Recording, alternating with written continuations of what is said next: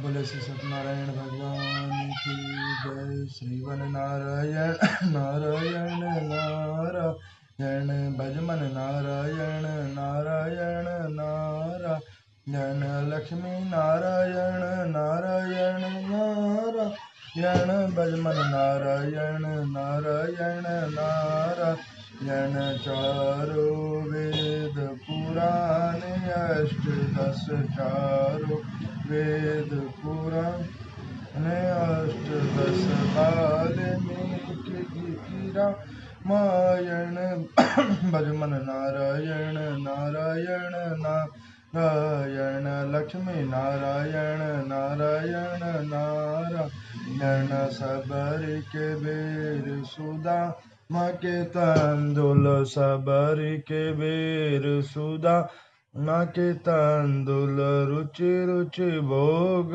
लगाओ। श्रीवन नारायण भजमन नारायण नारायण नारायण लक्ष्मी नारायण नारायण नारायण। बोले श्री सत्यनारायण भगवान की जय। अग्निदेव कहते हैं कि हे कात्यायन, स्वर्ग आदि के नाम और लिंग जिनके स्वरूप हैं, उन शुद्ध स्वरूप श्री हरि के मैं वर्णन करता हूँ। स्व अपव्यय स्वर्ग नाग त्रिदेव पुलिंग धो दिव ये दो स्त्रीलिंग और त्रिविष्ट नपुंसक ये सब स्वर्गलोक के नाम हैं। देव वृंदारक और लेख ये पुलिंग शब्द हैं। देवताओं के नाम है रुद्र आदि शब्द गण देवता के वाचक हैं। विद्याधर अप्सरा यक्ष राक्षस गंधर्व किन्नर पिशाच गुहाक सिद्ध और भूत ये सब देव योनियों के अंतर्गत आते हैं। देवदूत असुर और दैत्य ये असुरों के तथा सुगत और तथागत ये बुद्धि के नाम हैं। ब्रह्मा आत्मभू सूर्य ज्येष्ठ ये ब्रह्मा जी के हैं। विष्णु नारायण और श्री हरि ये भगवान विष्णु के हैं। रेवतीश हलि और राम ये बलभद्र जी के हैं तथा काम स्मर और पंचस्वर ये कामदेव के नाम हैं। लक्ष्मी पदलाभ और पदम ये लक्ष्मी जी के तथा सर्व सर्वेश्वर और शिव ये भगवान शंकर के नाम हैं। उनकी बंधी हुई जटा के दो नाम हैं, करपद और जटाजूट।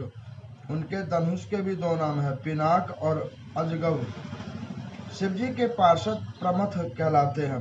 मिंडानी चंडिका और अंबिका ये पार्वती जी के देह मातुर और गजस्य गजानन ये गणेश जी के तथा सेनानी अग्निभू और गृह ये स्वामी कार्तिकेय जी के। आखंडल सुनासीर सुमात्रा और विद्वस्पति ये इंद्र तथा पुलोमाज सची और इंद्राणी ये उनकी प्रियतमा सची देवी की पुत्री के नाम हैं। इंद्र के महलका नाम बेजयंत पुत्र नाम जयंत और पाक शासनी तथा हाथी के नाम ऐरावत अगभद्र ऐरावण सुबह अपलव हृदय लिंग पुलिंग और नपुंसक लिंग प्रयुक्त होने वाला व्रज कुलिश विदुर और पवि ये सब वज्र के नाम हैं। वोम यान तथा विमान ये आकाश में विचरण देव वाहनों के नाम हैं। पीयूष अमृत और सुधा ये अमृत के नाम हैं। शेष दोनों नाम नपुंसक लिंग आदमी के हैं। इस प्रकार से देव गंधर्व आदियों का विवेचन है। शुक्ल अश्नु शुचि अप्रित ये सब अग्नि के नाम हैं। नाना प्रकार के नाम हैं, नाना प्रकार के प्रसंग आदि क्रियाएं हैं। यहाँ पर गुह केश यक्ष राज राजराज धनापि ये कुबेर के नाम हैं। इस प्रकार से बादलों का घट का नाम कांदमनी मेघमाला तथा संतन गर्जित ये नपुंसक लिंग है। संपा सरतदा हृदयाणी इस प्रकार से नाना प्रकार के नाम हैं जो मेघों को अंकित करते हैं। चंद्रमा के 16वें भागों की कलाओं कहते हैं, जिसे भीत, सकल और खंड ये 2 टुकड़े में वाचक कहलाया जाता है। इस प्रकार से नक्षत्र, ऋभ, भा, तारा, तारका और जीव, अंगिरस ये सब उपासन आदि के योग हैं। इस प्रकार से सूर्य मंडल के भी नाना प्रकार के नाम हैं, जैसे परिवेश, परिध, उपसूर्य ये सब मंडला आदि के नाम हैं। ये 11 सूर्य की किरणें भी हैं, किरण, उष्ण, मुख, असु, गर्भित, घृण, तृष्ण, भानु, कर, मर्ची और दधीची इस प्रकार से नाम है। शोचन आदि आदि के 3 तप प्रकार कोशन हैं। गर्मी के भी कई वाचक हैं, प्रत्यशु के भी कई वाचक हैं और दिन के भी प्रथम भाग, अंतिम भाग को अपहरण, मध्य भाग भी कहने का विधान है। अंधेरी रात को तामिश्ना, चांदनी रात्रि को ज्योत्सना, इस प्रकार से नाना प्रकार की रात्रि का भी विधान है। प्रतिपदा और पूर्णिमा या अमावस्या के बीच को संधि का समय भी कहा जाता है। इस प्रकार से ऐसे तिथियों के भी कई प्रकार के नाम हैं। धर्म के अनुसार नाना प्रकार के नाम हैं और नामों के अनुसार उनके विवेचन आदि का बोध है। जैसे कि ये सभी केवल उपयुक्त देव, भिष्ट, भाग्य, ध्येय, भाग्य, रेत ऐसे विधि आदि जो भाग्य उद्योतित के नाम हैं। आज की कथा में आप लोगों ने श्रवण किया कि नाना प्रकार के नाम वर्णों की महिमा बतलाई गई है।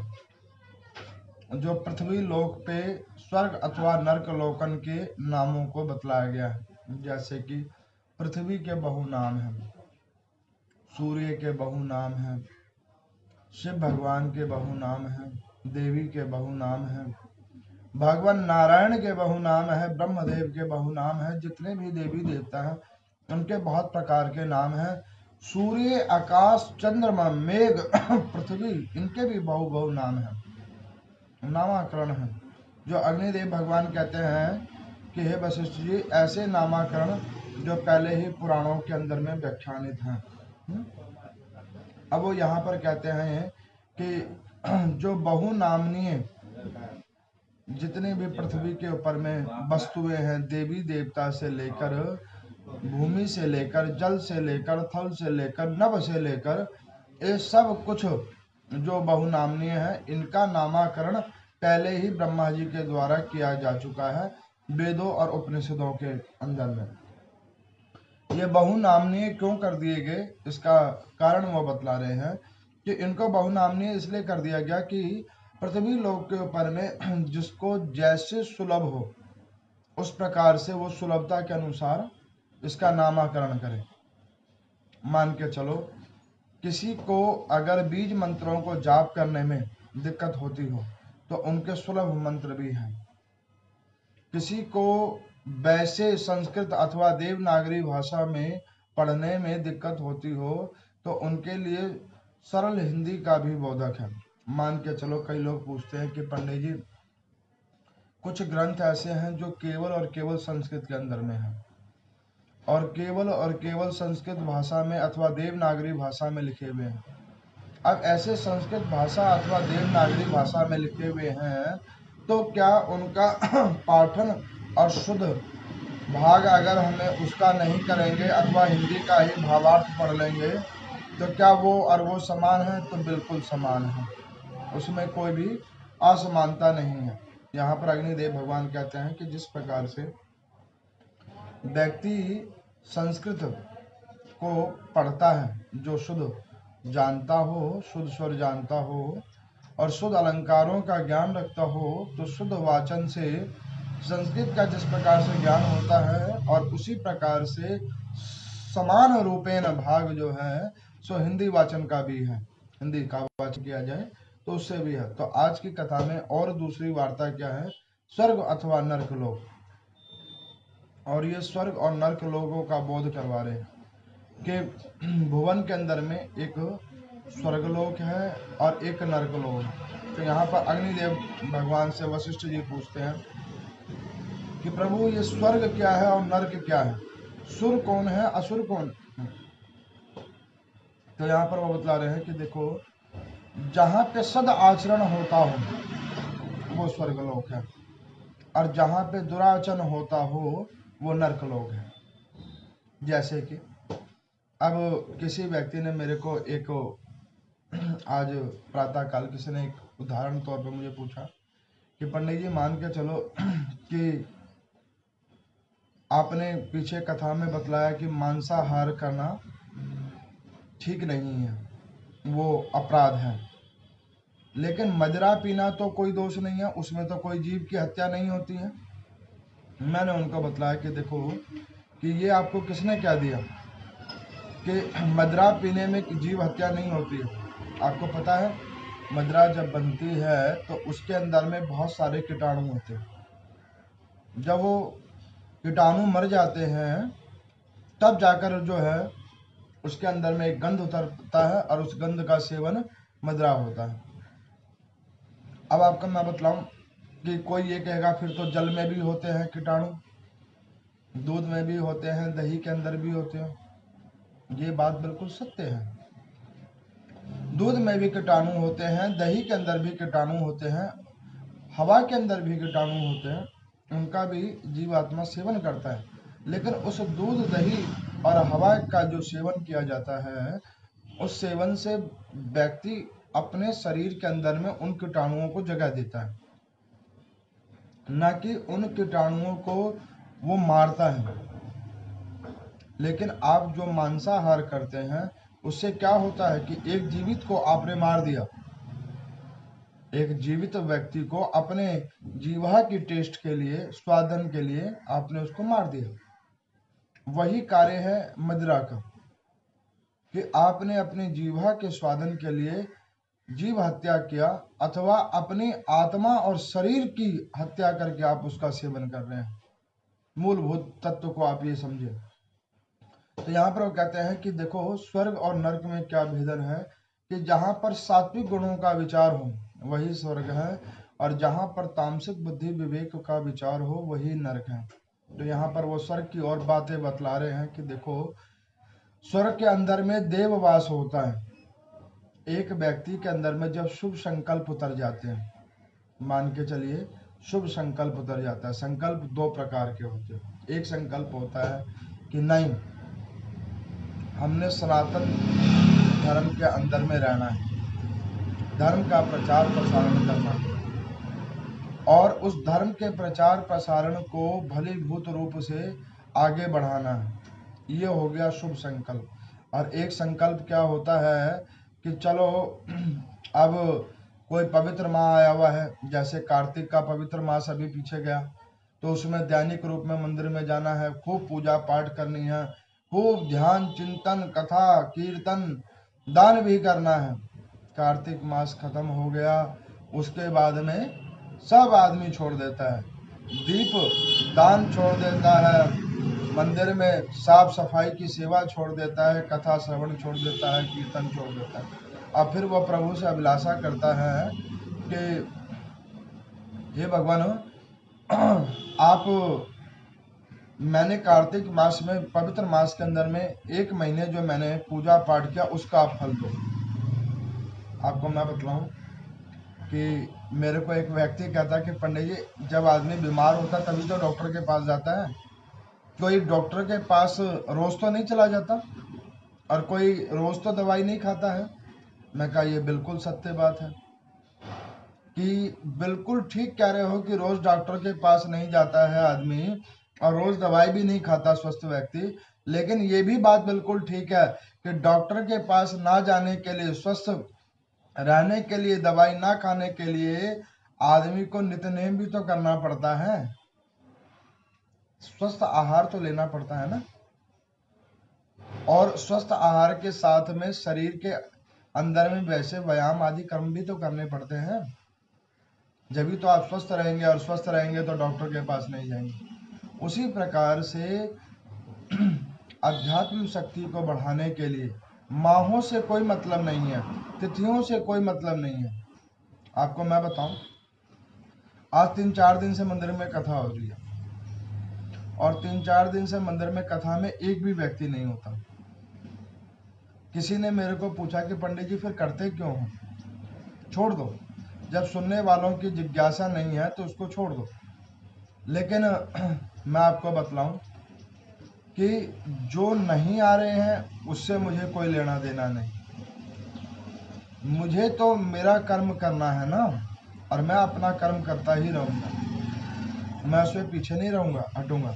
आपको पता है कि जो ये 2 महीने हैं, दिसंबर और जनवरी का जो मास है, मार्गशीर्ष मास और पौष मास, अघन और मल मास, जो ये ऐसे 2 मास हैं, इस 2 माह के अंदर में वैसे ही पूजा पाठ लोग कम करते हैं, और ऐसे ही इन 2 माह के अंदर में पूजा पाठ भी लोग कम करते हैं, और 2 माह के अंदर में घरों से बाहर भी लोग कम निकलते हैं। लेकिन उसके बाद भी मंदिर खुले होते हैं ना, और मंदिर खुले होते हैं, और उस मंदिर के अंदर में, देव स्थल के अंदर में पूजा भी होती है, पाठन भी होता है, सब कृत्यकलाप भी होता है, लोग करने के लिए कर रहे होते हैं। क्यों कर रहे होते हैं? कि व्यक्ति विशेष की छुट्टी हुई है, देव स्थल की तो नहीं हुई। देवी देवता का तो जैसे था वैसे का वैसे ही कार्य प्रलाप चल रहा है। तो उसी प्रकार से ये मेरा ध्येय है, तो ये इसको तो चलता ही रहेगा। तो यहाँ पर वशिष्ठ मुनि को कहते हैं कि हे वशिष्ठ मुनि, देखो मैं आपको बतलाता हूँ कि जो ऐसे स्वर्ग अथवा नरक दोनों का जो विधान बतलाया गया है, उसमें ये विधान बतलाया गया है कि जहाँ पर स्वरोचित भाव हो वही स्वर्ग है, और जहाँ पर स्वरोचित भाव ना हो वो नरक है।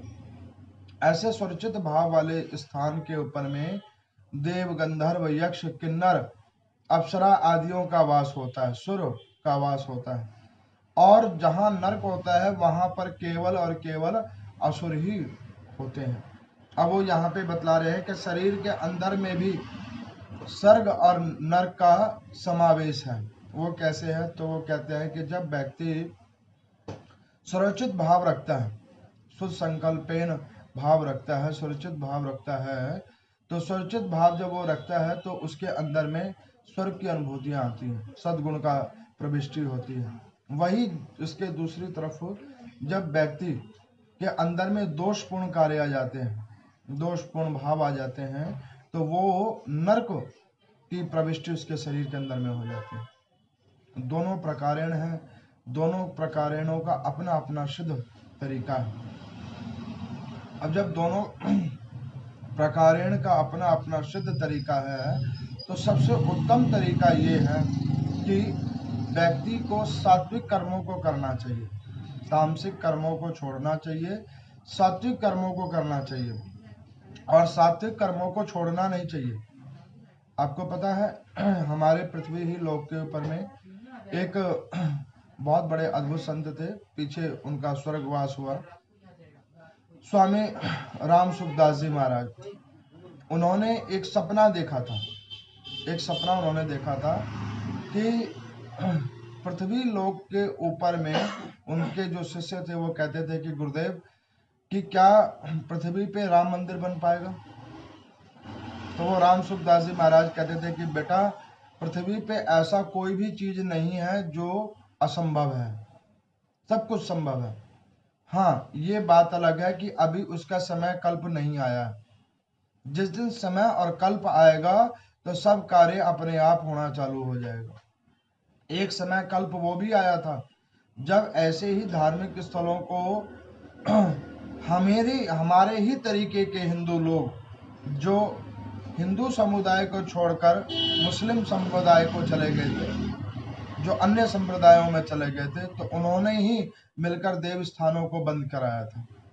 आज वापिस जब देववास पूर्ण रूपेण हुआ, तो वो अपने आप फिर ये देव स्थल को पूर्ण रूप से गठित किया जा रहा है, सुचारू रूप से उनको आगे चलाया जा रहा है, और भक्ति भाव रूपेण उनका निर्माण किया जा रहा है। तो राम सुखदास जी महाराज कहते थे कि देखो, पृथ्वी पे कोई भी चीज असंभव नहीं है, सब कुछ संभव है, और सदा सर्वदा सब कुछ संभव ही रहेगा। जब तक संभव शब्द है तब तक पृथ्वी पे सब कुछ संभव रहेगा। वो इसलिए संभव रहेगा क्योंकि नारायण भगवान कहते हैं कि असंभव शब्द केवल और केवल उन तथ्यों में है जहाँ पे जन्म और मरण का विश्वास है, उसके बाद जो भी कुछ चीजें हैं वो सब संभव है। तो इस प्रकार से अग्निदेव भगवान कहते हैं कि जो भी कोई ऐसे पवित्र पुराणों की कथा को श्रवण करता है, ऐसे पवित्र ग्रंथों के पाठन करते हैं अथवा उसका सेवन करते हैं, उनका भी निश्चितन कल्याण होता है। ओम नमो नारायण।